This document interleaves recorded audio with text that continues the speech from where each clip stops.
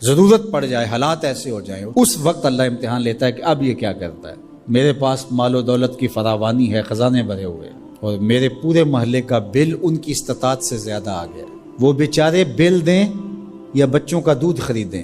اب امتحان آیا تھا سیٹھ صاحب کا، اب امتحان آیا تھا امیر شہر کا، اب امتحان آیا تھا اس دولت مند کا۔ امام شافعی فرماتے ہیں نقص اموال کا مفہوم یہ ہے، اللہ اب پرکھتا ہے کہ اب یہ تجوریاں کھولتا ہے یا اب یہ موقع سے فائدہ حاصل کر کے مزید دولت اکٹھی کرتا ہے۔ جب دولت اوپر سے بھی آ رہی ہو اور بندہ آگے بھی خرچ کر رہا ہو، وہ امتحان نہیں ہوتا، اس لیے کہ اوپر سے بھی آ رہی ہوتی ہے اور بندہ آگے سے بھی خرچ کر رہا ہوتا ہے۔ جب دروازے اوپر سے بند ہو جائیں، حالات اس طرح کے ہو جائیں، اب اگر وہ خرچ کرے گا تو اب نقص اموال کا اندیشہ ہے۔ تو کہا یہ تھا امتحان، اللہ دیکھتا ہے کہ اس امتحان میں کون پورا نکلتا ہے، یہ اللہ آزماتا ہے۔ اس وقت آزمائش ہے امیروں کی، غریبوں کی تو ہے ہی ہے۔ غریب تو بیچارے مر گئے ہیں، ان کے پاس ہی کچھ نہیں رہا، ان کی تو زندگی زہرناک ہو گئی ہے، وہ تو جس حالت میں ہیں الیاذ باللہ۔ لیکن اس سے بڑا امتحان عمراء کا ہے، اہل ثروت کا ہے۔ یہ ہے ابتلا جو امام شافعی فرماتے ہیں۔ فرمایا اس موقع پر نفلی خیرات کر کے وہ اپنے بھائیوں کو، رشتہ داروں کو، گلی محلے کے لوگوں کو اب کیا وہ مدد کر کے ان کو مشکل سے نکال سکتے ہیں، اور اب وہ نکالیں گے تو انہیں خود بھی ڈر ہے کہ ہم بھی کمزور ہو جائیں گے، ہم بھی ان کی لائن میں کھڑے ہو جائیں گے۔ اللہ فرماتا ہے یہی تو ہم نے تم سے امتحان لینا تھا، اور اگر تم امتحان دے دیتے، کامیاب ہو جاتے، تمہیں اس لائن میں نہ آنے دیتے، ان کو بھی اٹھا کے اللہ اوپر کر دیتا۔ کسان سب سے اچھے دانے سنبھال کے رکھتا ہے، جو بیج ہوتا ہے وہ سب سے بہتر ہوتا ہے، اس کو زمین میں دانہ ڈالتے ہوئے کوئی جھجک نہیں ہوتی کہ مٹی میں دانے رول رہا ہوں، اس لیے جھجک نہیں ہوتی کہ وہ اپنی آنکھوں سے کئی بار مشاہدہ کر چکا ہے کہ میں ایک دیتا ہوں، اللہ کئی عطا کرتا ہے، اس لیے وہ اچھے دانے زمین میں ڈالتا ہے۔ کوئی کسان ایسا تو نہیں کرتا کہ مریل بیج ڈال دے، وہ کہتا ہے ساری محنت ضائع چلی جائے گی۔ تو اسی طرح تم راہ خدا میں دو تو سب سے اچھا دو، یہ نہیں ہے کہ جو سب سے کمزور ہے وہ تم اللہ کی راہ میں دے دو۔ یہ ہم نے ایکسپورٹ کوالٹی نکال لی، باغ سے پھل توڑا، یہ ایکسپورٹ کوالٹی ہے، یہ دوستوں کے لیے تحائف تیار کر رہے، یہ گھر والوں کے لیے، یہ ہم منڈی میں بھیج رہے ہیں، اور باقی جو آخر میں رہ گیا کمزور سڑا ہوا اس کا ڈھیر لگا دیا، یہ غربا کے لیے۔ اللہ تعالیٰ فرماتا ہے کہ اگر تمہیں اس طرح کا دیا جائے تو تم اس کو قبول کرو گے، لستم بآخذی ہے، تم کبھی بھی اس کو قبول نہیں کرو گے۔ تو فرمایا اللہ بھی غنی ہے، اس کی راہ میں ردی کیوں دیتے ہو؟ اللہ کی راہ میں سب سے اچھا دو۔ یہ تو پکی بات ہے، جس نے اللہ کے گھر کی تعمیر کی، اللہ اس کے لیے جنت میں محل بناتا ہے۔ اور یہ لازمی نہیں ہے کہ کوئی بہت بڑی جامع مسجد بنائی، بلکہ تتر کے گھونسلے کے برابر بھی اگر کسی نے مسجد بنائی، تتر کا گھونسلہ پوری اینٹ کا بھی نہیں ہوتا، آدھی اینٹ کا ہوتا ہے۔ دوسرے لفظوں میں کہیں، جس نے کسی مسجد کی تعمیر میں آدھی اینٹ دی، اللہ اس کا محل بھی جنت میں بناتا ہے۔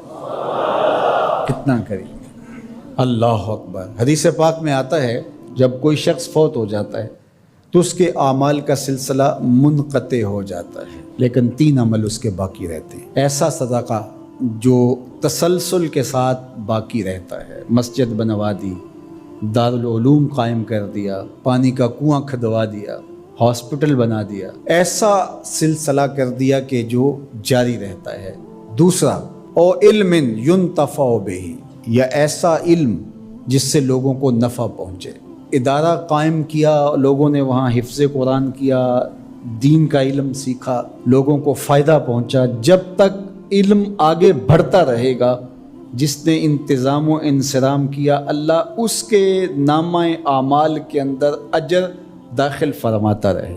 بلکہ اس کی تشریح میں دیکھ رہا تھا کہ صرف علم دین ہی نہیں، ہر وہ علم جو نافع ہو، اگر کسی نے کسی کو کوئی ہنر سکھا دیا اور اس کے ذریعے وہ حلال رزق کمانے لگا، اپنے بچوں کی ضرورت کو پورا کرنے لگا، جس نے ہنر سکھایا تھا اللہ اس کو بھی اجر عطا کرے گا۔ یہ جو بخل کرتے ہیں نا کہ کوئی ہنر سیکھنے آ جائے تو اس کو وہ 3 4 ماہ تک کاج کرنے پہ لگائے رکھتے ہیں۔